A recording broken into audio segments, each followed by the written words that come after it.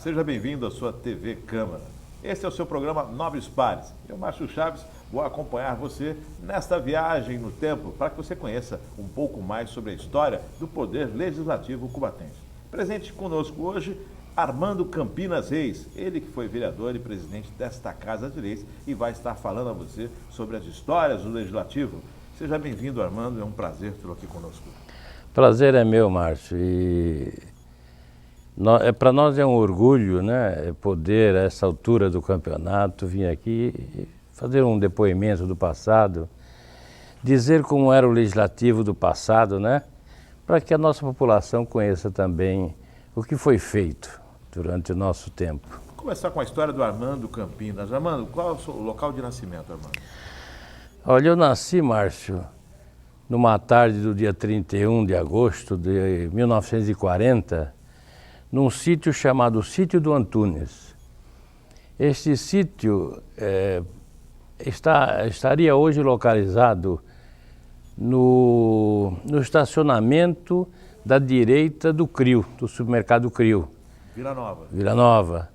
Você, de frente para o supermercado, à esquerda daquele estacionamento, estaria ali localizado 2 chalezinhos de madeira.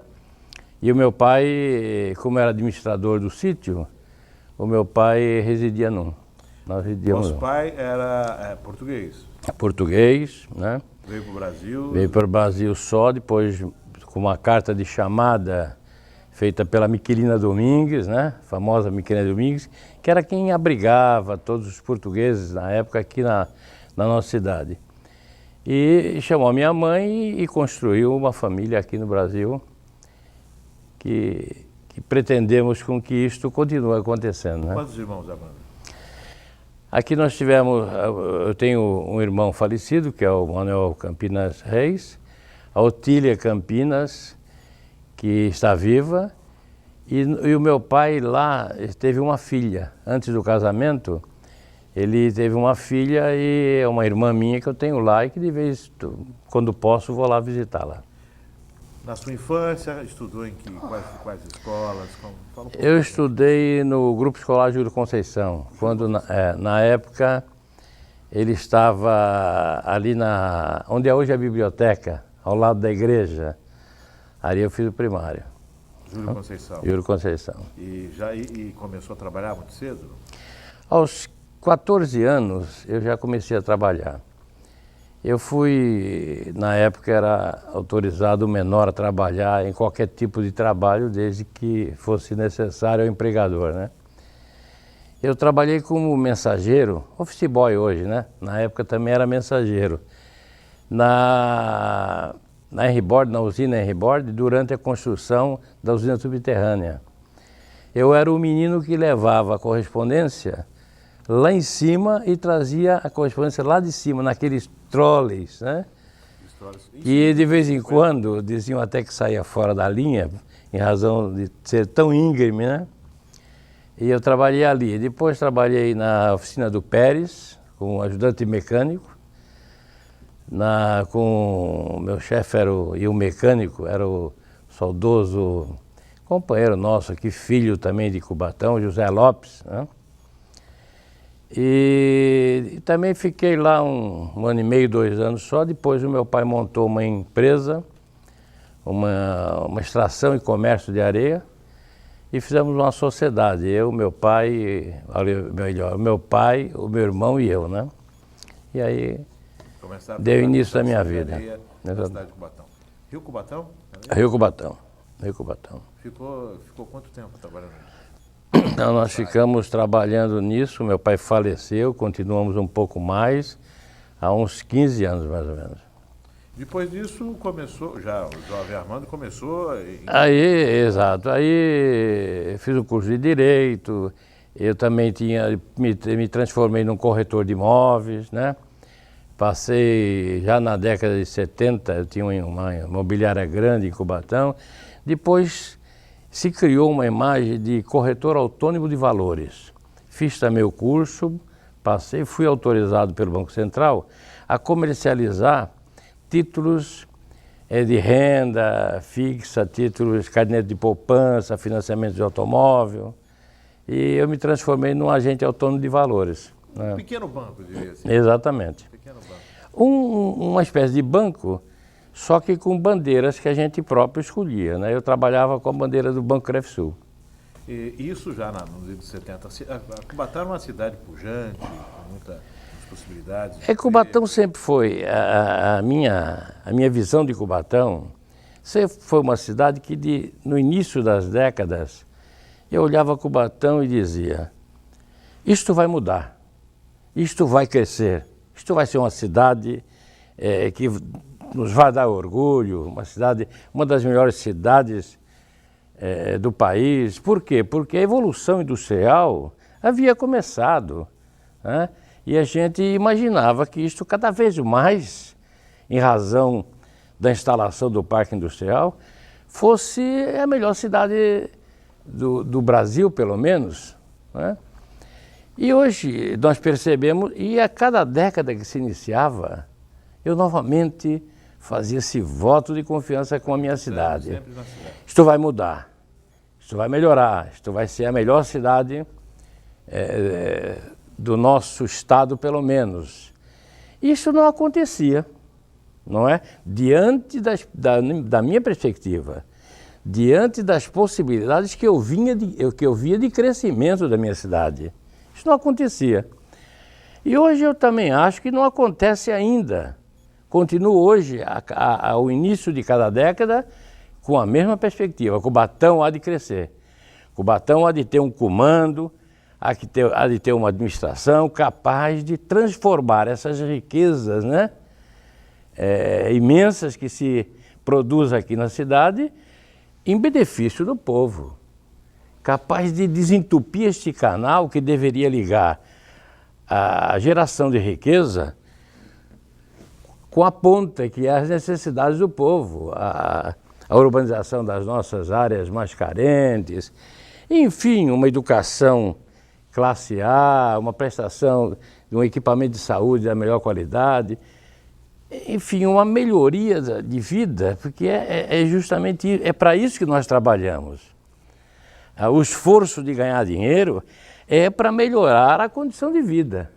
É assim que eu vejo. E nós não vemos isso no Cubatão, não víamos, salvo nas primeiras décadas, quando nós nos transformamos em cidade, não é? Com o Armando Cunha, que foi o sujeito que trouxe a primeira mesinha para sentar na prefeitura, lá da casa dele. Enfim, a gente viu um crescimento, porque era o início da coisa. Então começou assim. Mas depois... A primeira mesa do prefeito, o próprio Armando... Foi não só a primeira mesa, e lógico, o pai do Armando Cunha era o Francisco Cunha, um homem já bem situado financeiramente dentro da cidade. Quando precisamos de um cinema, ele fez o Cine Santa Rosa. Nós entendemos que era melhor, nós que eu digo, e a população entendeu que era melhor, precisava de um outro cinema, ele fez um outro cinema. Nós precisávamos de um colégio, ele fez o Afonso Schmidt. O prédio foi doado pelo Chico Cunha, pelo Francisco Cunha. Enfim, o Cubatão começou efetivamente com esforço, até foi um dos homens que lutou muito pela nossa emancipação, não é? É um dos emancipadores, o Armando Cunha. Começou com eles mesmo, com a família Cunha, liderada pelo Armando na política. Armando, essa sua veia política, quando você percebeu? Olha, isto foi em razão de um amigo meu. Eu tinha uma situação social e financeira muito boa, num determinado momento da minha vida, no início da minha vida, né? Posteriormente, quando eu trabalhava com imobiliária, com mercado de capital e tal, eu tive sucesso com as 3 ou 4 empresas que eu formei. E um amigo meu queria que eu ajudasse o Zé Edgar, que foi um grande líder no Cubatão. E como ele não tinha tempo, Armando, você tem tempo, você tem condições, ajuda o Edgar. Aí eu comecei a ajudar o Edgar, no MDB, né? MDB. E naquele momento também, foi o início, eu me filiei no MDB no dia 14 de novembro de 1968. Foi exatamente quando o Mário, inclusive, reafirmou os compromissos da luta contra a ditadura, Mário Covas.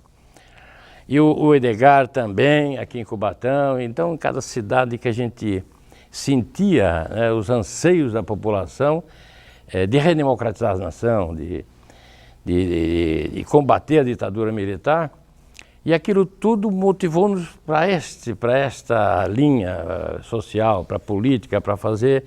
Porque política a gente sempre fez, né? No relacionamento com cada um, nós fazemos política, é evidente, mas a política partidária também foi a razão da própria Revolução de 64. Foi ela que nos motivou a isso, né? E nos motivou quando? Nos motivou em 66. Começou a motivação da redemocratização da nação brasileira em 66. Porque até 66 havia um consentimento, essa é a verdade. A população, as famílias brasileiras haviam concordado que o Brasil tinha que tomar um outro ritmo. E agora o próprio Juscelino Kubitschek, uma das grandes lideranças naquela época, havia até concordado com que a nação fosse reorganizada, né? Mas com o compromisso de, em 66, devolvê-la às lideranças políticas da nação. E em 66, o próprio Juscelino dizia assim, olha, já estou com a minha chapa na rua, que a campanha dele chamava-se JK66. O Juscelino aproveitava uma campanha do Alfa Romeo, com um automóvel que lançou naquela época, chamava-se o JK, né? E como o nome dele era Juscelino Kubitschek, era JK também, ele aproveitando a campanha, a publicidade da Alfa Romeo, ele já colocou na rua a campanha dele, JK66. Quando em 66 ele foi cobrar da Revolução a liberação da nação, né, para a sociedade civil, aí a resposta foi a cassação de Juscelino. Foi aí então que se deu grande impulso na oposição, na resistência brasileira contra a Revolução de 64. 68, você... Mas eu não terminei como é que eu entrei na política. Eu vinha saindo do supermercado. O Zé Edgar tinha, por razões que não me autorizam a discutir, ou melhor, que não cabe a mim discutir, ele entendeu que na época ele só seria prefeito de Cubatão, e ele precisava ser prefeito, porque era uma liderança com ideias magníficas. Ele achou que só conseguiria ser prefeito por intermédio da Arena, por intermédio de uma nomeação, porque o retorno da nossa autonomia estava muito longe. Estava muito longe, tinha iniciado a Revolução, né, praticamente. E ele assinou uma ficha da Arena. A tinta ainda estava fresca ainda. A tinta estava muito fresca. Ele assinou a ficha da Arena e nós nos mantivemos na oposição, no MDB.